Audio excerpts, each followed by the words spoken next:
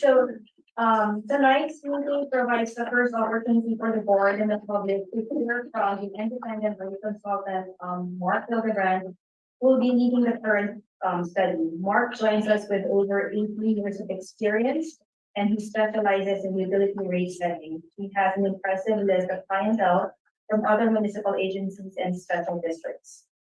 This is just the beginning of the public rate study process. Before any changes are approved, there will be some more public meetings. Information will be posted on the district website, social media, and the press. And a notice will be mailed to every property owner and bill payer with more details. Public input is welcome throughout the process. And with that, I will turn it over to Mark to give us a brief overview of Prop 18 and the rate setting process.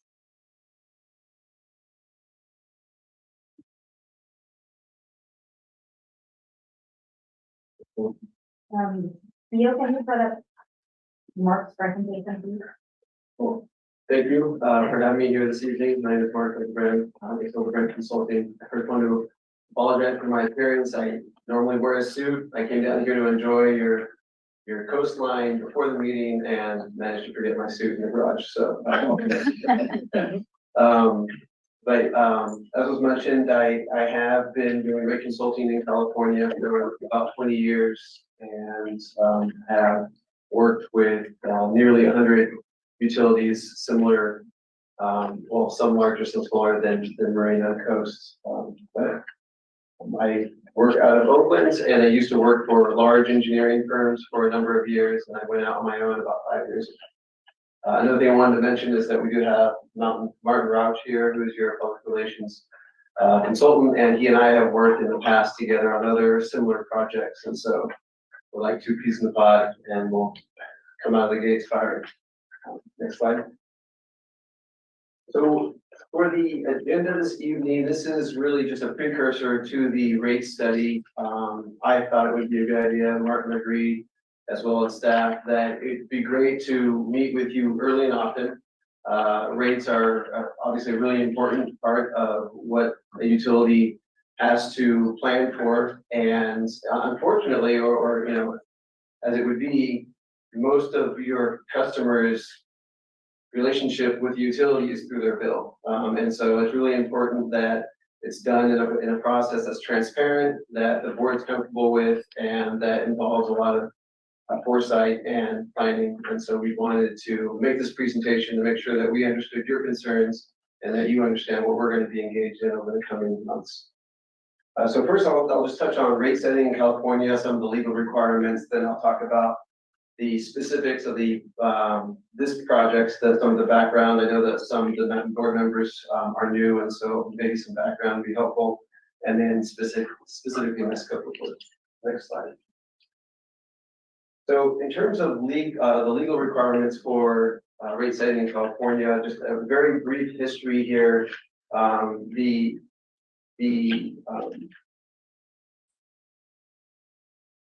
What laid the ground for what is required of utilities in this day and age actually goes back to 1978, Prop 13, which has nothing to do with utility rates, but it is the law that dialed back how much municipalities could charge on the property tax, right? It put the limit at 1%.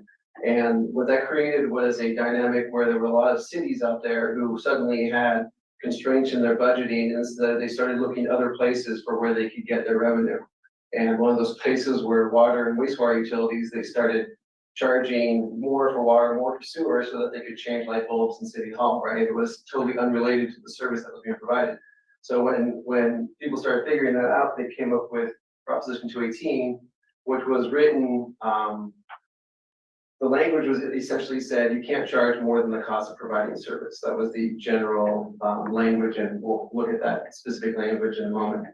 That evolved tremendously since 1996. For about 10 years, you know, people knew it existed, but it didn't really have much of an effect. I mean, it had the desired effect, but in terms of the specifics of how that would be enforced, really had to be formed by the courts through lawsuits. And so one of the more famous lawsuits happened in 2013 called San Juan Capistrano, and it was a tiered water rate.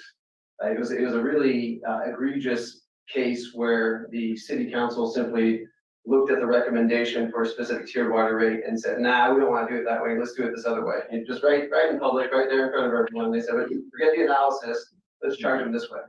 And so it was a land mark case, so to speak, in the sense that suddenly people realize we can challenge these rates, and they need to show the math, and you need to show why you're charging what you're charging. And so there's tons of other cases that we could talk about, but that one sort of is the most clear example of why we are where we are now. Next slide. So in terms of the specifics language in Prop 218, there's two elements. There's the substantive requirements, which says that the revenues shall not exceed funds required to provide service, nor used for other purposes. That's what I was talking about in terms of not, that's particularly focused on municipalities that have other functions, police, fire, all that. So, and then what is more relevant for special districts such as yourself, since you really just focus on utilities, is that the amount should not exceed the proportional cost of service attributable to the parcel. And so you can see that's pretty generic language in itself. It can be interpreted a million ways. You could be very lenient in the way that you interpret that, or you could be extremely strict in the way you interpret that. And as time progresses, it's getting stricter and stricter. The courts are being forced into situations where they're being forced to interpret it in a specific way. What exactly does that mean, right? And so my recommendations will always be to err on the side of let's use very clear, very transparent math to show why we're charging what we're charging. And the procedural requirements is the notification period, where before we can adopt rates, you have to send out a letter inviting folks to a public hearing. They get 45 days prior to the public hearing, the letter goes out, and folks are given the opportunity to mail in a protest letter or to show up in person and to protest. And if a voluntary protest of more than 50% of property owners happens, then the district is not allowed to raise rates. It very, very rarely happens. I think there's literally 2 cases of it happening, and it was a community of like 100 houses. It has to be a very small community for them to actually get that. But the reality is that you don't need 50% to hear the voice of your customers, and so it does give them an opportunity to come out and to speak and to let you know how they feel about the rates. Next slide. So in terms of the mechanics of the rate setting process, there's 2 or 3 major steps. The first we call revenue requirements. You can also consider that a financial plan. That's where I'll be looking at the existing revenue that's coming in to each of your cost centers. We'll talk about those cost centers in a moment. So the revenue that's coming in and the expenses going out, and looking at how those expenses are going to take shape over the next 10 years. We look at your operating costs and how those costs might escalate over time. We look at your capital program, what big projects are coming. We look at a debt strategy potentially for some big projects.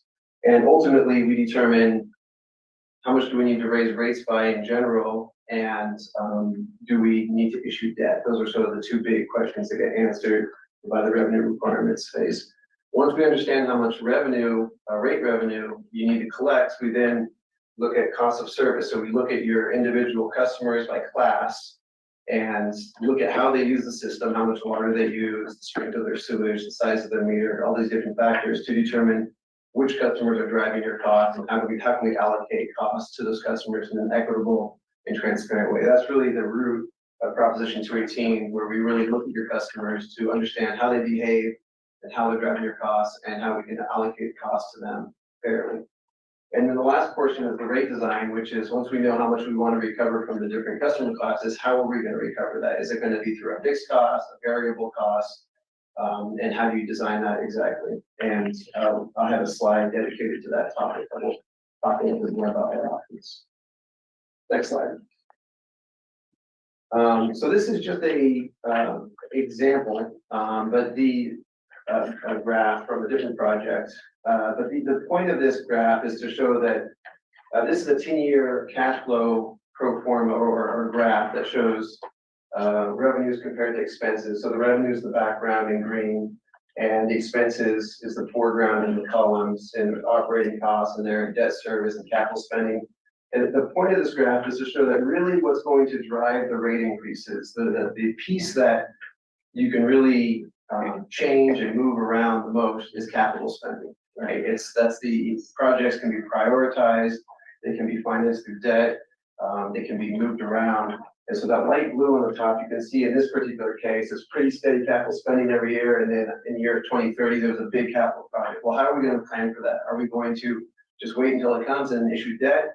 Or do we want to start preparing now by building reserves so that we can cash finance it? So those are the types of decisions that need to be made. Or are we going to say, we can't afford that project now, let's kick it down the road even further and not even try to pay for it. So those are the types of decisions that we'd like the board to be involved in. And so I'll be working with staff to look at the capital spending program, and we'll come back to you with different scenarios on what that capital spending program might look like and how those different scenarios will affect your rates. Next slide. So cost of service analysis. I wrapped up the revenue requirements, financial planning. The cost of service analysis, again, is how do we allocate costs to different customer classes? What is unique to Marina Coast is the cost allocation plan, which is a little bit different. Cost of service analysis is when we talk about different customer classes, such as residential versus commercial, land irrigation, for example. In your case, you have two different service areas. You have a marina and you have ord. And you have to do a cost allocation plan to split costs between those two different service areas. And I have a slide that's coming that will talk about the specifics of that. So first we split the cost between marina and ord, and then we start looking at customer usage characteristics, how much water they use, and the size of their meter, the strength of their sewage, and we determine how to allocate cost to customer classes based on these factors. Next slide. So for the cost allocation plan, it's important to understand that most utilities don't have different service areas, but they charge different rates too. It's a complicated process, and it's something that most utilities try to avoid. In your particular case, you're required to, because of a 1998 water and wastewater facilities agreement that was signed with Port Ord Reuse Authority, which requires the district to track the revenue and expenses for those two different service areas, Ord and Marina. In addition to that, the district has ordinance 064050, which also requires that the district maintain different cost centers and that you specifically allocate costs that are attributable to your different cost centers. So the purpose of the cost allocation plan is to make sure that the district recovers the appropriate amount of revenue for the expenses that are being incurred in the different cost centers. For the most part, the district does a really good job of specifically flagging different costs for their different service areas. There's a lot of tracking time and their expenses that are specifically flagged for these specific cost centers. There's certain costs that you can't specifically flag. And so those are allocated based on the cost allocation plan, which is we use specific metrics to equitably allocate costs to different service areas. So, for example, some of the capital costs or capital planning expenses like a master plan is not something that you're doing the master plan for the entire district. And so if you have a consultant bill for $300,000 for a master plan, the way that those costs get allocated is based on the miles pipeline in each respective cost center. So that's an example of a metric that you use that is accepted by industry as a equitable way to allocate costs. Next slide. So this is a slide that might be familiar to some of you. This was shown in a previous example, but this just shows why you will. I haven't done the math yet myself, but I can just look at these numbers and I can tell you you're going to end up with different rates in these different service areas. They're very different from one another. Specifically, you can see that the feet of pipeline per customer account is 131 in ord, and it's only 63 in marina. And so there's, the term efficiencies of scale, right? When you have more customers per foot of pipeline, it's going to be more efficient. And so Marina, by definition, is a more efficient system because there's more customers to cover the costs. Or just by nature is more spread out, fewer customers over that, per mile of pipeline. And so you're going to, by nature, end up with a higher cost of operating that system. So Mark, I think one of our directors has a question. Are you okay with the interruption? Sure, absolutely. Maybe staff could probably answer this, but in terms of the fee per customer account, is that only because of the distance, because of the new, housing tracks? Is that it? The distance to the plant? Is that why there's more feet of pipeline? It's a much larger area and there's less residential units in it. Right, because just looking here, the 4,000 customers in the Marina area, or this little block here, the 6,000 customers are all here. So you're over a greater space. Okay, so then was that pipeline already in the ground? Some of it. But most of it was put in by the developer, right? No, the Army. No, aren't you're The Army, that's all Army, old Army stuff? no. So the majority of it is old Army. The developers are only doing the area that the development is in. Okay. And to be clear, we're not talking about the cost of putting the pipeline in originally, because those costs have come already past, but maintaining that pipe and then replacing it as it gets old and that type of thing, those are ongoing costs. But it's also interesting to note that it's 20,000 gallons less per customer account. Ford versus Marina. Yeah, that is interesting. What do you attribute that to? Low flow toilets and new development, better efficiencies. That's my guess. You know, it is interesting. Yeah. And unfortunately, for that particular metric, when you have more gallons of water, it spreads the cost out because you charge per gallon. And so you end up with a lower cost per gallon when you sell more water.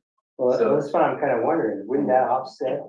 And you made it a point that, well, there has to be a difference in the cost because of, infrastructure or whatever. But in terms of the demand on the system or the use, it's actually less or more. Right, and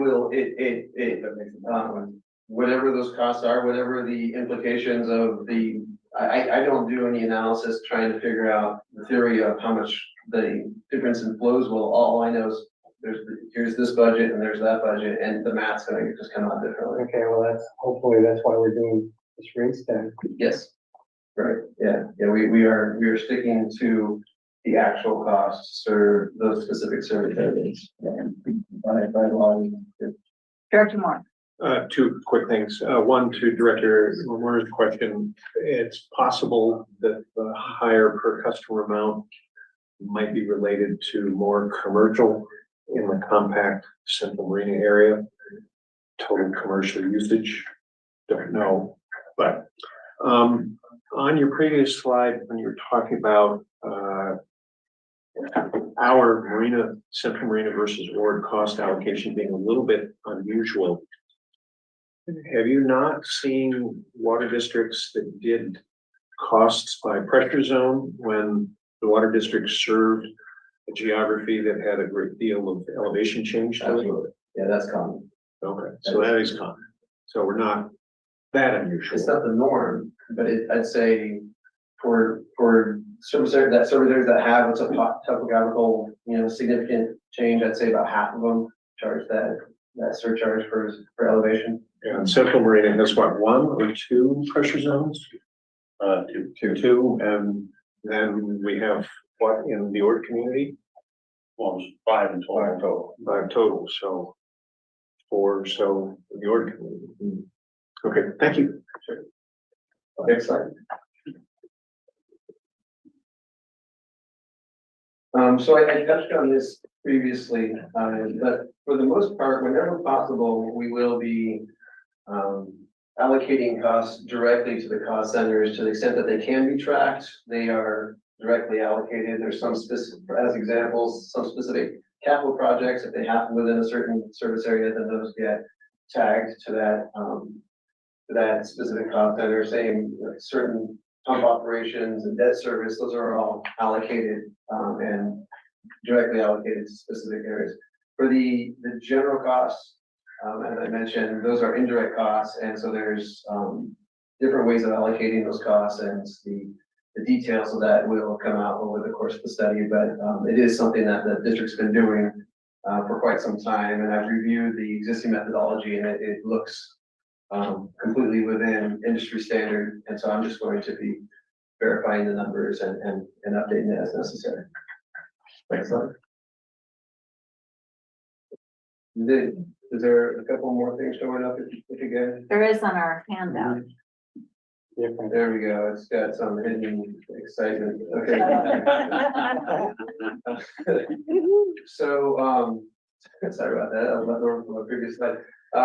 So in terms of the rate design, the point of this slide is just to say that the first thing that you have to do when you make decisions about rate design, the first step is just making sure that you're legally compliant. You can't charge rates in a way that are counter to the cost of providing service. And the prime example is tiered water rates. You know, there's a lot of districts that want to charge tiered water rates because they want to encourage conservation.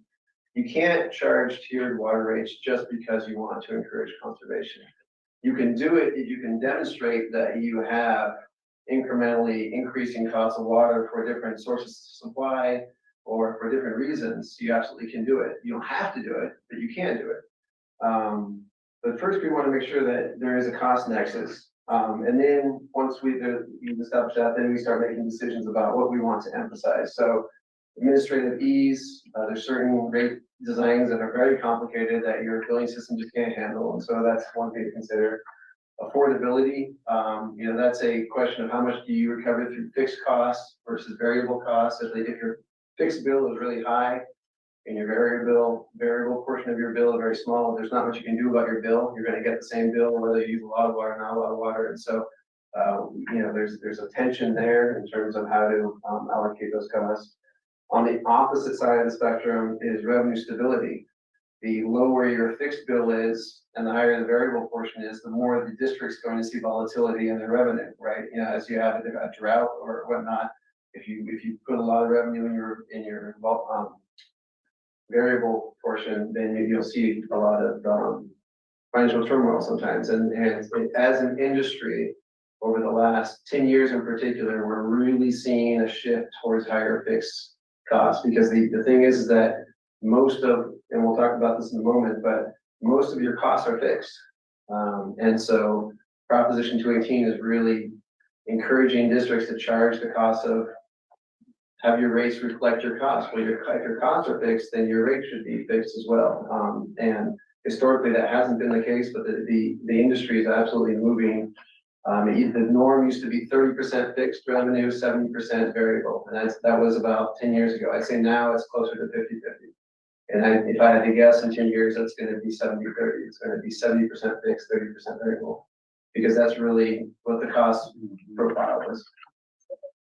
Water conservation, you know, we mentioned water rates, and then customer impact and acceptance, just in terms of what they see on their bill and what we want them, you know, their experience to be when they open their bill and they look, and do they understand their rates? Next slide. I mentioned these are not real numbers, but this is based on, I reviewed the last rate study, and this is kind of my general impression of what we're talking about here. Your costs, and this for the water utility, they look like they're about 85% fixed or so. And that's because you don't import water. If you go to Southern California, where they import water from really far away, sometimes their variable costs are 60% because they're purchasing treated water that comes in, and they just have local operations. You're pumping water from the ground, so really your only variable cost is the electricity to pump the water out of the ground and some chemicals to treat it a little bit. You know, that's on the water side, so it's a little different. But so, but then your revenues are closer to 50-50, so you can see the disconnect and the fact that can create some financial turmoil when you set your rates, and when you go through different things like recessions and drought and that type of thing. So just a clarifying question. So you want these two circles, proportionate shares, to almost be identical? Is that the goal? I wouldn't say it's the goal. No. It's not yet. It might be in 10 years, you know, Okay. depending on case law, and courts might push utilities in that direction eventually. But I'd say there's still, the district still has an ability to keep their fixed revenues lower than this. And there's reasons to do that, namely affordability, right? Like, we really want to try to help keep, the bills affordable. The only reason that you would do this is if you were really risk adverse to financial instability due to drought. There's other ways to protect yourself against that. If you have good reserve policy, you can adopt a drought surcharge, where if there is a drought, you can change your rates to account for that. So there's different ways to protect yourself where you don't have to completely throw affordability out the window. Okay. Next slide. Question?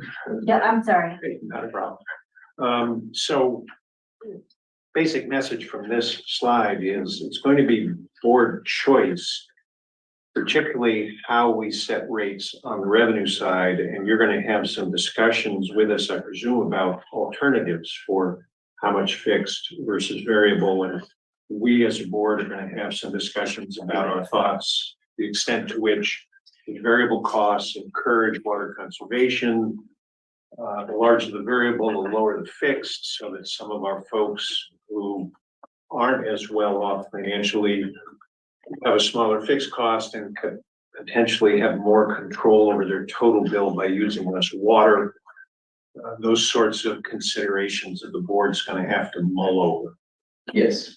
Okay. Now yes, but I don't want to paralyze you with too many decisions, right? I want to make it easy for you to make a decision. And if I leave the whole world open for you to try to figure it out, then we could be in this process for quite some time. So, I'll work with staff to come up with a short list of options that we think are, simple and easy to understand, and it will give you options. And you can, obviously, if you're not happy with any of them, you can let us know that. We can come back with other stuff, but I'm not gonna, I don't want to overwhelm you with complicated decisions. I want to make it an easy decision for you where you understand the pros and cons of the different instances. And I'm not advocating, and I don't think the board would be interested in you presenting us with 50 alternatives, 39% fixed, Yeah, exactly. 40% fixed, but No. I think give us by 10 percentage points or something. Well, I think we'll start at where we are.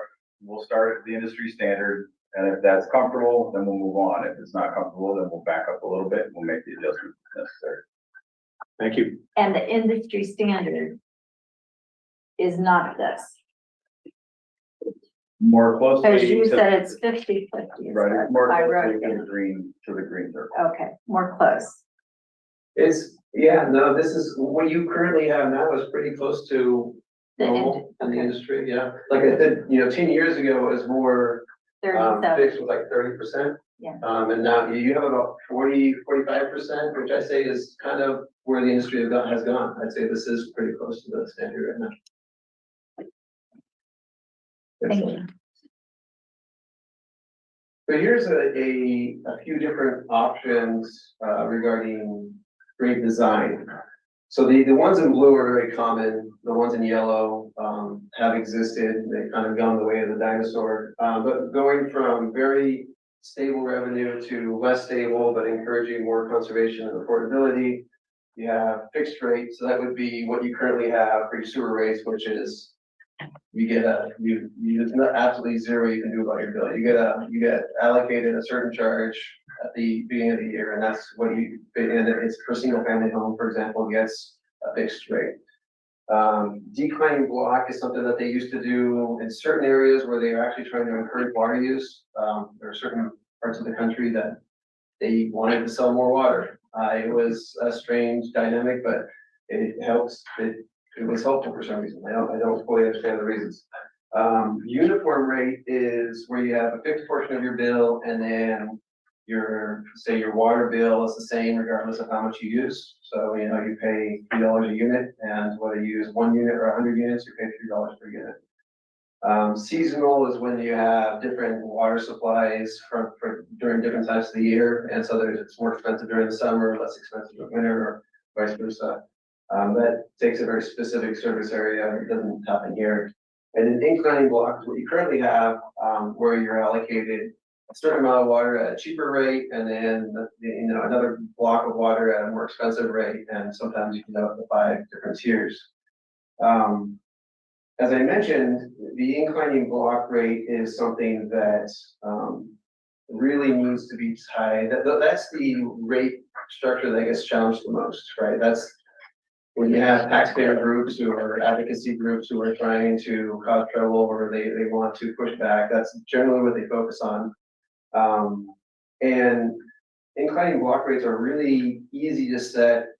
And I used this example before in Southern California, for example, where they have really cheap local groundwater, and then they have a more expensive source of imported water, and then they have a third source of imported water that's even more expensive. And so it's really easy for them to set tiered rates based on the cost of more expensive water for them, right? And the customers who are using the most water are forcing them to import more of the most expensive water, and so you can do the math and figure out how those should be set.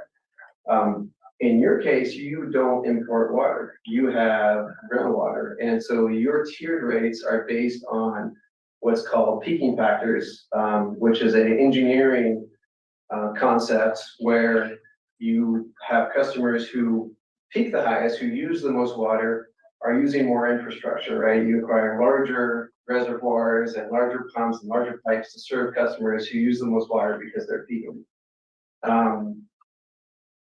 That's something that I'm going to be talking to staff about. I think all options are open at this point, but it is something that I have suggested that I would like to consider. It's not a recommendation yet, but I would like to consider using a uniform rate in this particular case, or using a different justification for inclining block, such as, here's your cost of water, and then maybe let's use the tiered rates to pay for your conservation program. Just a different approach, and we'll also look at the existing approach and see how it stands up. But it is something, just as a heads up, it's something that I'd like to take a closer look at, just to make sure that you guys have rates that are as defensible as they can be, and that you don't have to deal with any complaints or any lawsuits. On the sewer side, I'd also like to take a closer look at these. The fixed rate is not super common anymore, especially when you have a single utility that does both water and sewer. You have access to the water data, so you have a pretty good sense of how much sewage your different customers are producing. So from an affordability standpoint, from a conservation standpoint, from a equity standpoint, it makes sense to have a portion of the sewer bill that's based on winter water usage for residential, right? You estimate how much sewage they're producing by looking at their wintertime water usage. So that's something that we like to take a look at. Next slide. So kind of a generic schedule / sequence of events. This is the tasks that we have ahead of us. We are currently beginning the first 3 tasks here. The specific timeline isn't totally nailed down right now, but we are working through. We added the cost allocation plan after the fact, so that's our primary focus at this moment. But the next step is that we'll have the 10-year financial plans largely developed over the next few weeks. And so when we come back the next time, I'm not sure, we haven't established a specific time for when our next presentation to the board will be, but we will have, when we do, we'll have results on those financial plans and some preliminary thoughts on the rate design topics. Next slide. Oh, I just have a question on this one. Legal review, is that by our attorneys or your attorney? On your timeline? Yeah, it'll be our outside attorney. Our outside attorney, that's outside the scope of your service. Okay, thank you. And that's the end of my presentation. I think the next slide is just a couple points on the next steps. As I mentioned, finishing the cost allocation plan and financial plans, and we'll wrap this up. So if you have any additional questions, we'll be happy to take. Director Moore, do you have a question for Mark? Yeah, just confirm. So you're going to work with staff primarily for the 10-year capital plan in particular, but just so the board knows, that is something we can control because not just control, but we need to think about when we do expenditures to replace existing infrastructure. You can replace infrastructure too late. You can replace infrastructure too soon, or you can do it just right. Of course, we look to staff to help us with that, but still we can, as a board, we can press staff if we think that 10-year capital expenditure plan is driving the rates too high through the roof, for instance. And then the other place, once we figure out that capital plan, aren't you going to have to give us some alternatives for decisions between putting money today over time in reserves to pay for that stuff versus waiting until just before we need to make the expenditure and borrow money, but then incurring all the financial costs associated with that?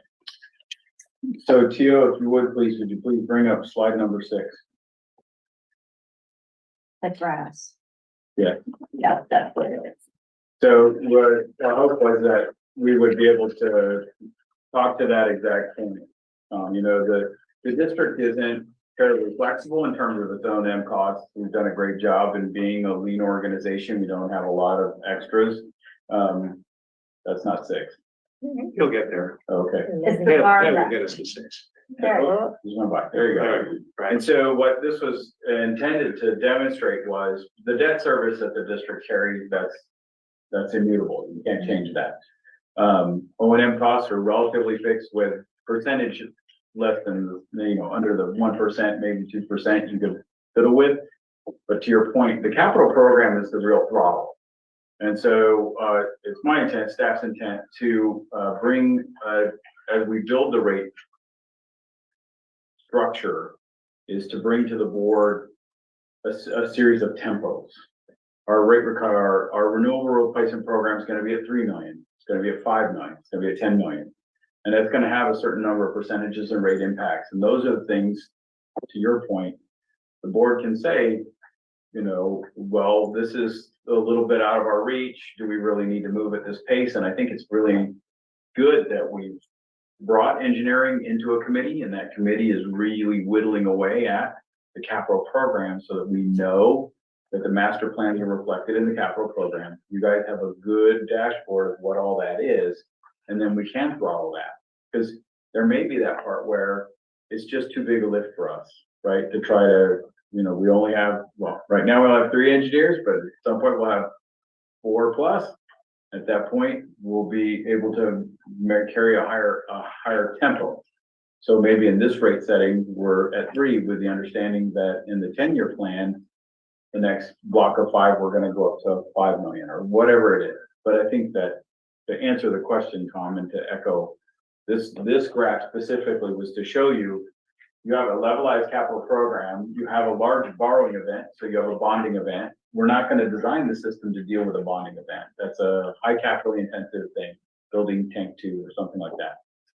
What we're going to do is build a levelized renewal replacement program so that we can manage costs through efficient use of our funds and renew and replace the systems that need to be replaced over time. Yes, sir. Well, and when we took on the former Fort Ord, we did have to undergo a whole bunch of bumpy capital events like that, and we did go out for bonds and various. There is, of course, an argument. Some folks today, you know, if I'm 85 years old and you're telling me in 7 years we're going to need to make this big expenditure, I may not want to be having in my rates a bunch of money that'll go towards that expenditure because I'll never benefit from that expenditure. Very selfish sort of perspective if I'm really, really old.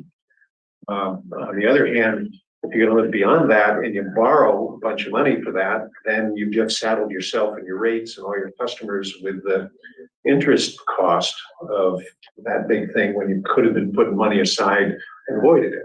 So you're going to help us mine through that balance. you know, to that point, Tom. The depreciation schedule on any asset should be matched by an investment schedule, right? So the use of the system by that 85-year-old, that person should have been paying in to use the system.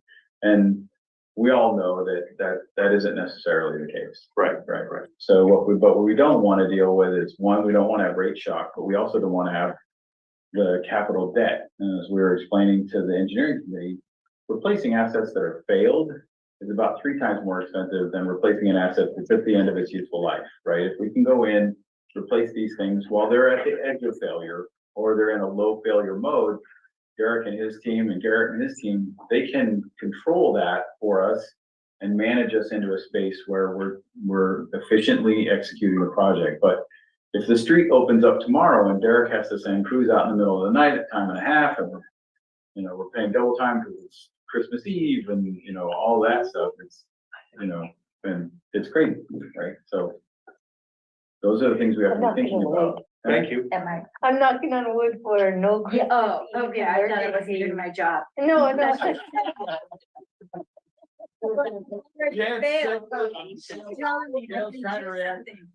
Anyway. Yes, okay. Any, Herbert, do you have questions? No questions. Vice President Schreiner, do you have questions? No. I can refer to page 9. The infrastructure. So, and I know what you were saying, you know, the differences. So, for example, in the old area, you have 5 booster pumps versus 1 booster pump. So, why the difference in 5 times the number of booster pumps in the area? Is that? The elevation, the dome. You're lifting into Is it different just- things. So that doesn't mean that we're deficient. We're only using 1 booster pump. I mean, it's perfectly fine. You don't need 2 booster pumps there. And these are actually booster stations. Yeah, So Station. not. Okay, so the lift into a different elevation. okay, so I mean, it's there, whatever's there is what's required, what they need. So as far as Marina, 1 booster station's fine. Yeah. Okay, There's only 2 zones in Marine. okay. There's 5 zones in. Or compact? Same thing with storage tanks, same thing. Okay, and why, again, is it because of the different elevation? 4 times the number of pumping lift stations. Yeah. Just the topography of the war requires 16 lift stations. Okay.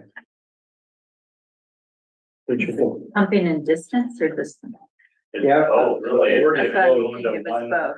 point of entry. Yeah, so we only have, so the board system, which is over here, we're taking all that poured water to our connection there. So we have to collect all of that to get it there. Whereas Marina essentially collects this all gravities down into one section there. Hmm. So the geography of the Central Marina area runs roughly, and I'm sure staff can give me exact numbers, roughly from something like 20 feet above mean sea level to a little under 100 feet above mean sea level. The Ord community runs from 90 feet above mean sea level to what, 300-400? Over spots, over 4.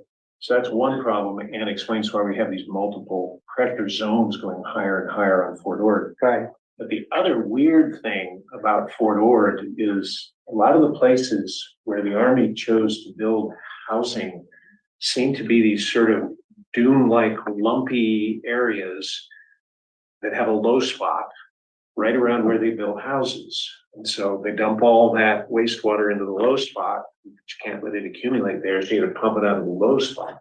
So I think a lot of those pump stations are in some form of low spot that's gotta get stuff boosted. And remember, there are certain parts of Fort Ord that had pyramid plants. And so now everything is going west on Highway 1. And so now you need a pump station to get that sewage to our single point connection to go to Monterey 1 water. yeah. So I guess it's safe to say that, most, if not all, of the new development in Marina is Ord community, right? Most of it. Right. So it's kind of interesting to use the Prop 13 little analogy in the front, because it's almost analogous to this. Because you have the marina area, which is basically benefiting in the property, in other words, we were here first. So everything else that comes in afterward is not only paying the price in terms of market value on their homes and property taxes, because they're paying a bulk of property taxes now in the York community for this community. And they're paying the highest rate. Doesn't get any property tax. No, I know, it goes to the state, but what I'm saying is, you've got commercial, sales tax, all that other good stuff. But, so it'd be kind of interesting, and I think you alluded to the fact that obviously we're charging a certain amount of money for the water, for people purchasing their water. Why wouldn't you use that as a baseline for what's being charged for the outflow? No, for sewer? For sewer. Oh, absolutely. I think this will be a significant, there are two things that are gonna be interesting in this rate study, guys. One, your community customer base is much larger than it was the last 5 time we years. did this. The other one is the change to, I don't know, you wanna call it seasonal base rates for sewer. Those two things are gonna be, they're going to change how the split is observed. And it will better differentiate or bring our communities more into alignment. Yes, sir. And the fixed cost, which is the meter cost. Yeah. So I heard, and maybe I misheard in your presentation. You were talking about looking at water use in the winter to estimate wastewater flows year round. Yes. But then are you talking about using that on an individual account basis to set a fixed monthly wastewater charge year round? Would it be useful to consider a slightly different but similar approach where essentially the wastewater charge is directly related to the water charge for a given month? So our problem becomes the outdoor use. So the reason we use December, January, and February is the outside use is zero. Right, Or right, ostensibly right, zero. right. So we take those three for every account, it's averaged, and that is then their sewer charge for the next year cycle, for the next 12 months. Okay, yeah. And because and as Mark mentioned, because we have the data sets for both, it's very simple it will be very simple for certain members of our staff to quickly tabulate that information as we're going through and cleaning up our accounts to make sure that all that data lines up. And I think it's more appropriate, right? I mean, Director Mamora, you're right, his water usages are low, and so his sewage usage should be in alignment with that. He's paying, for a normal 4-bedroom house worth of sewage, but he's only using a 1-bedroom house worth of water. That's a little upending. So. And just thinking a little bit out of the box with respect to rates, if or staff them all over, you may just say, Director Moore, you're crazy. But would we ever want to consider a program where a homeowner could volunteer to have his outdoor irrigation replumbed to be separately metered from his indoor completely? Good, but that's a $13,000 capacity charge, so. Yeah, why would they do that? Right. But it could happen. Under current rules, yeah, that would be a $13,000 capacity charge and meter charge and so forth. Are there any reasons rate-wise for us to encourage something like that, to separate that, and maybe not have a capacity charge for that per se, or have a lowered specialty meter, or I'm not sure what. Anyway, just a crazy idea. It's a good, crazy idea. I love the idea. I think that the industry, and we can look at all the customer accounts and we'll be able to tell you, even as we move towards AMI, we can tell you within 5 minutes what that meter is doing, what that household is doing. So we'll know very quickly the quality of that data and be able to, with great surety, identify what's internally used and what's best. catch me after, I'll have another, Okay, that's a crazy idea. okay. I look forward to it. Director Cortez. Thank you. So I appreciate your presentation. As far as the timeline, when we get to actually look at the data, Yeah. not just conceptualize what's going on, because I wouldn't want to do that, but, when will we see the information in front of us? So at the, where's the, what do you wanna look at? Page? It's the slide, yeah. Okay, so, Slide 14? the next meeting that we'll probably have for the board, February would be. Doesn't have that on there. Right, but I'm looking at months, so I got 1 month, 2 months. I think early February is, Rate of vetting. So our February board meeting will come back to you with the Has to. cost allocation plans complete and the 10-year financial plan. Okay, So you guys will see the trending of revenue and cost and expenses. You'll see our, how we have the 24% for this and 6% for that and all that stuff. Those four cost accounts will then become 5. Audit system. Yes, and then Thank you. all that so that's all gonna be trued up. You guys will see where we're headed. You can say, no, that line, we don't expect to have all of our reserves complete and done in 10 years, or we don't want to, right? So there may be we might want to fly it down a little bit and then pick up speed again on the other side. We may want to levelize that because our capital plan does contemplate another borrowing event.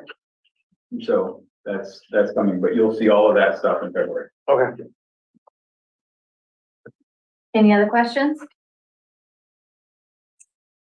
Mr. Hildebrand, thank you very much. That was a very good presentation, and your slides and the fact you didn't read them to us, but you discussed them was excellent. Thank you. That's a pet peeve of mine, so I'm gonna just, when somebody does it like that, I always want to sing it out. if for what it's worth, the schedule that staff sent out in the RFP was completely reasonable. My industry is overloaded right now, and my competitors probably just had too much on their plate, and that was the excuse they gave. Thank you. Thank you.